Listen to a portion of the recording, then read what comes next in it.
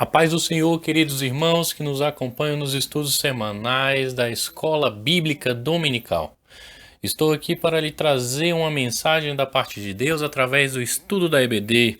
E nesta manhã de domingo, temos em mãos a responsabilidade de continuar a abordagem trimestral da EBD que nos traz o tema: a Igreja eleita, redimida pelo sangue de Cristo e selada com o Espírito Santo da promessa, de comentário do pastor Douglas Batista. Eu sou o pastor Tiago e desde já quero agradecer ao Ministério Adeplancei, na pessoa do pastor Samuel Lima, que me tem dado a oportunidade de trabalhar na obra do Senhor, e também quero agradecer ao pastor Edilson, um dos superintendentes da EBD, que me fez este convite.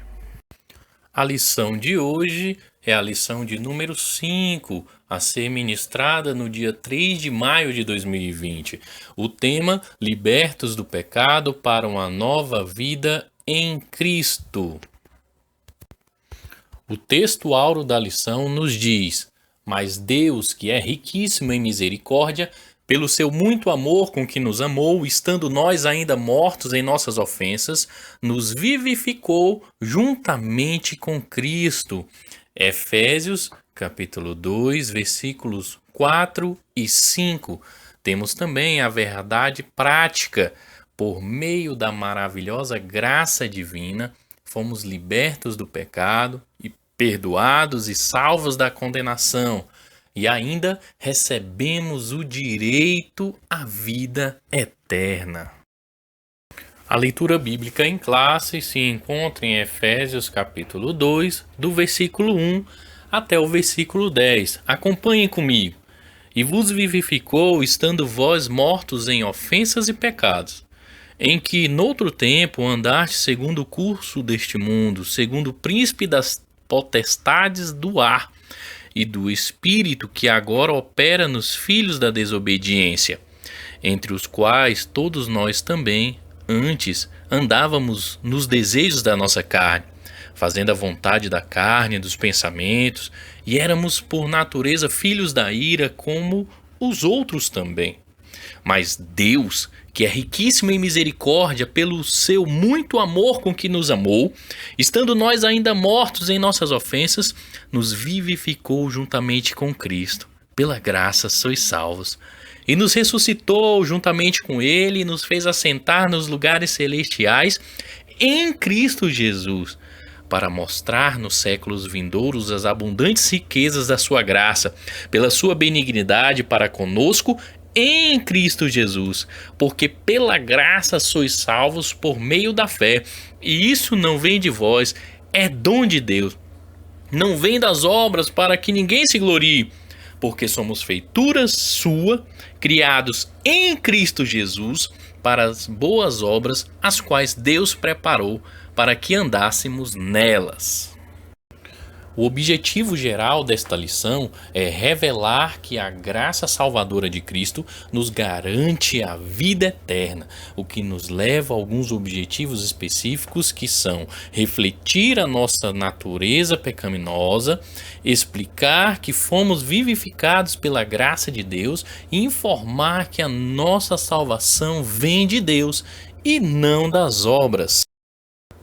A palavra de Deus revela que fomos libertos do pecado por meio da maravilhosa graça divina.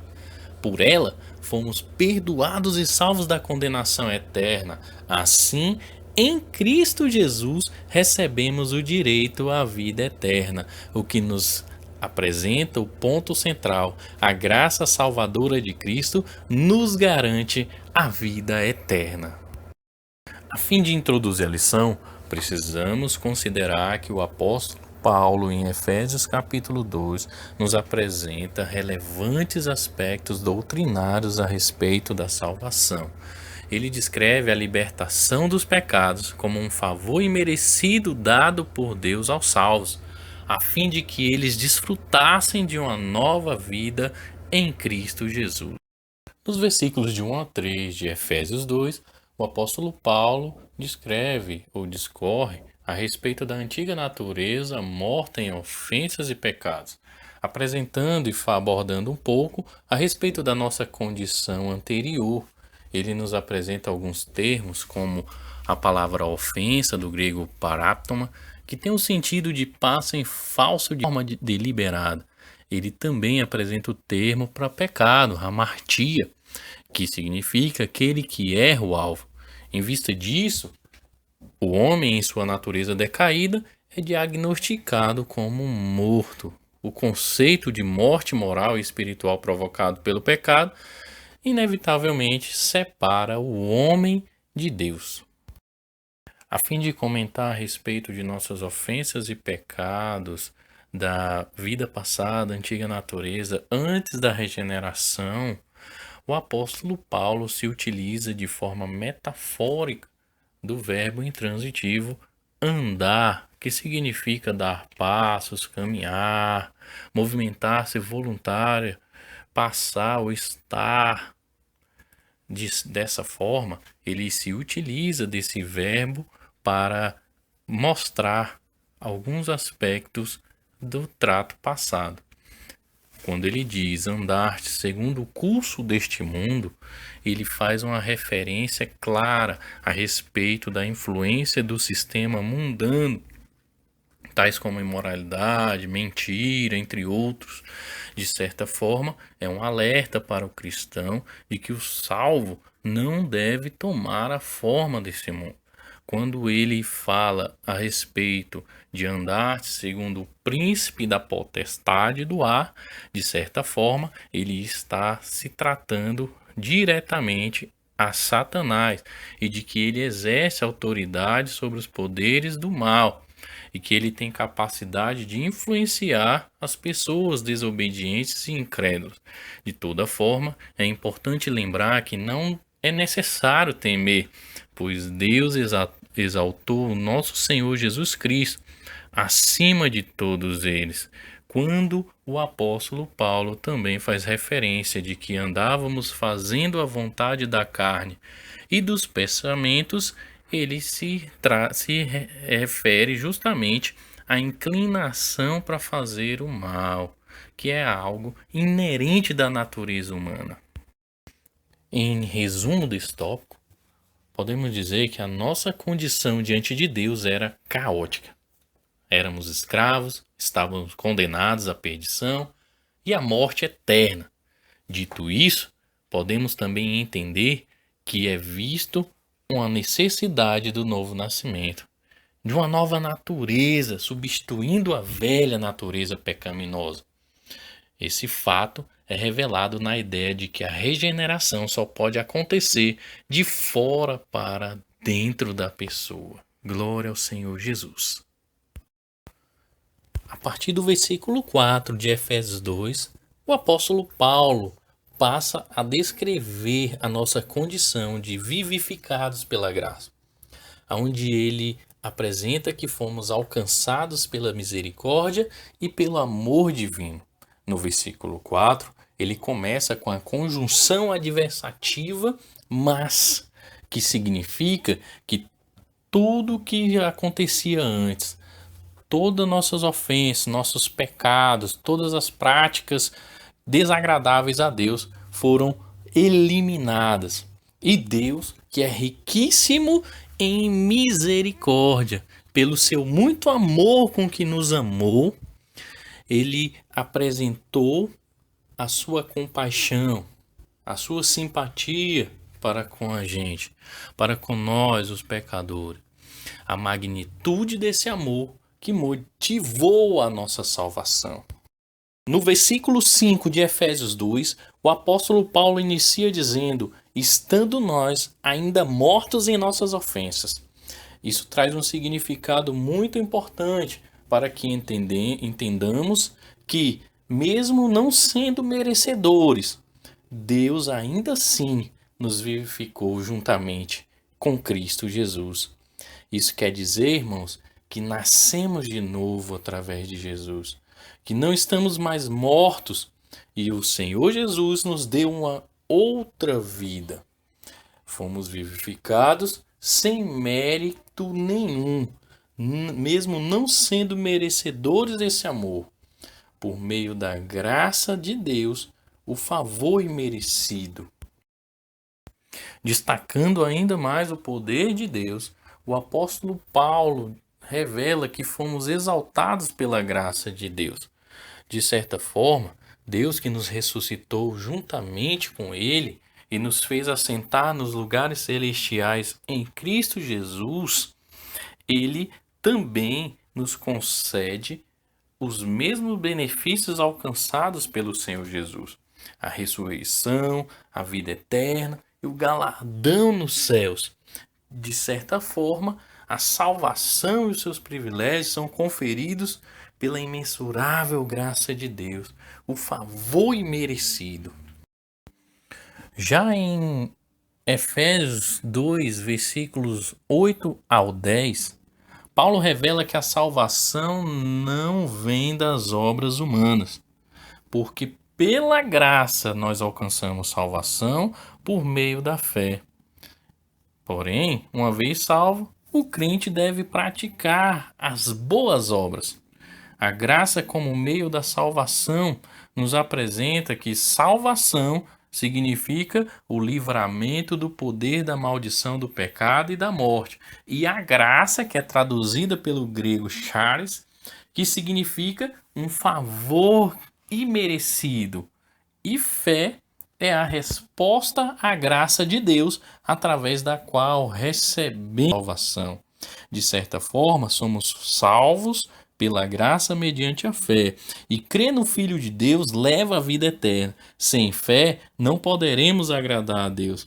De certa forma, a fé é a atitude da nossa dependência confiante e obediente em Deus e na sua fidelidade. A fé é o nosso sangue espiritual. Nos versículos 8, 9 e 10 de Efésios 2, o apóstolo Paulo apresenta que as obras, elas são evidências da salvação.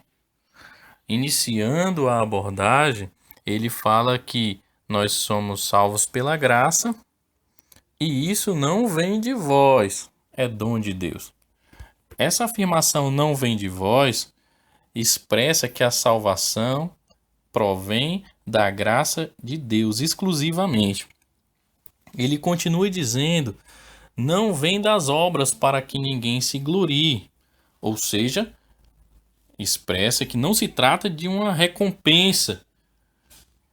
Expressa que está excluída a possibilidade de alguém ser salvo por algum esforço pessoal. Expressa que nós fomos criados em Cristo, feituras novas em Cristo Jesus e transformado em Cristo Jesus. Como diz em 2 Coríntios 5,17, somos novas criaturas e as coisas velhas estão no passado. Por isso, irmãos, se antes o apóstolo Paulo se utilizava da metáfora de andar, do verbo intransitivo andar, numa perspectiva negativa, agora ele a faz, de certa forma, numa perspectiva positiva. No final do versículo 10, que diz assim, porque somos feitura sua, criado em Cristo Jesus para as boas obras, as quais Deus preparou para que andássemos nela. Andássemos o quê? Fazendo boas obras. Não como um meio para ser salvo, mas como uma evidência de que somos salvos. Para resumir o tópico 3, a salvação é graça divina por meio da fé. As obras não são o meio, mas o resultado da nossa salvação.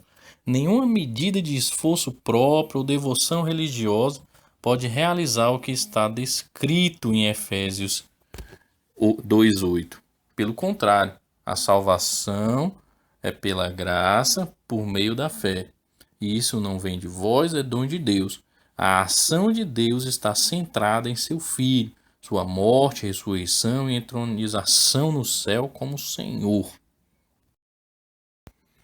E para concluir esta lição, antes da regeneração, éramos filhos da ira e condenados à perdição eterna. Por ato do amor divino, por meio de sua maravilhosa graça, nos tornamos filhos por adoção. Essa gloriosa salvação nos foi concedida independente de nossas obras. A partir da salvação, passamos a praticar boas obras que glorificam a Deus, nosso Pai.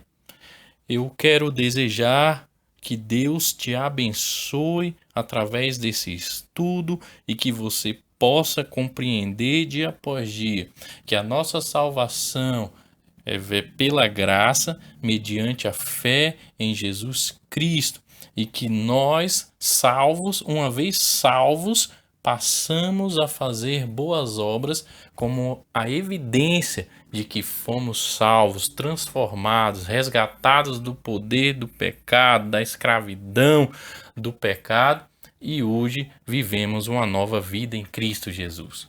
Que Deus te abençoe mais e mais em Cristo Jesus.